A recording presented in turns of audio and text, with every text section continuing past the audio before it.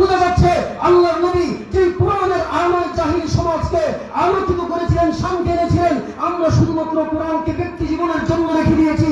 আমরা যদি আজও ওয়াদাবদ্ধ হতে পারি যেভাবে ব্যক্তি জীবনে কোরআনের উপর আমল করব, আমার সমাজকে কোরআন অনুযায়ী চালাবো, রাষ্ট্রকে কোরআন অনুযায়ী চালাবো, তাহলে আজ হোক কাল হোক এই সমাজের মধ্যে শান্তি আসবেই আসবে। কথা ঠিক কিনা?